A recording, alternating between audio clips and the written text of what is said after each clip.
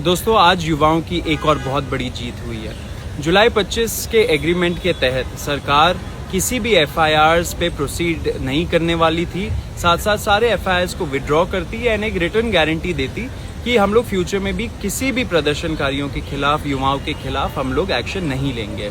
लेकिन कुछ पीआईएल्स आए सुप्रीम कोर्ट में, जिसके वजह से कुछ कंफ्यूजन हो रहा था एंड सरकार हमको बोल रही थी कि कुछ सर्कमस्टांसेस में वो एफआईआर्स पे प्रोसीड करेगी। लेकिन आज सुप्रीम कोर्ट में जो केस चला, उस हियरिंग में मैं था एंड इसमें यही आया निकल के कि सुप्रीम कोर्ट ने क्लैरिफाई किया कि अगर स्टेट्स को विड्रॉ करना है सारे एफआईआर स्टूडेंट्स और प्रोटेस्टर्स के खिलाफ तो वो कर सकती है। सेकेंड चीज निकल के आया, जो क्रिमिनल एंटीसीडेंट्स वाले प्रोटेस्टर्स थे उसमें सिर्फ जिनके खिलाफ संगीन आरोप लगे हैं, हीनस क्राइम्स जैसे कि मर्डर और रेप, सिर्फ उनके खिलाफ अगर उन्होंने कुछ प्रॉब्लम किया, वायलेंस किया, तो उनके खिलाफ सरकार एक्शन ले सकती है फ्यूचर में। साथ साथ ये भी निकल के आया कि जो दूसरे कंफ्यूजन थे वो भी सुप्रीम कोर्ट ने हटाया।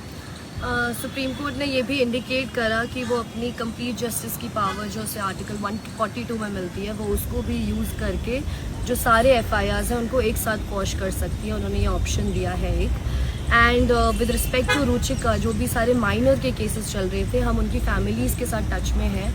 मैंने ऑलरेडी एक वीडियो कल डाली थी जिसमें मैंने बताया था कैसे रुचिका की मम्मी को परेशान करा जा रहा था, तो वो अपना घर छोड़ के कहीं और पे रह रहे हैं। बट उनको ये अश्योरेंस भी मैंने दिलाया था कि कोई भी लीगल एक्शन नहीं लिया जाएगा।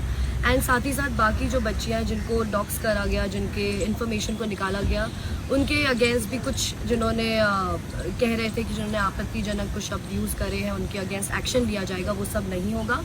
हमने ये भी अश्योरेंस दिलाया है कि सीजेपी इन सारी लड़कियों के साथ है, इन सारी बच्चियों के साथ। अगर फ्यूचर में भी उनको कोई हरास करता है तो वील मेक श्योर कि एक्शन लिया जाए उनके अगेंस्ट। एंड इस टाइम पे किसी के अगेंस्ट कोई भी एफआईआर करने की कोई भी इंस्ट्रक्शंस नहीं है।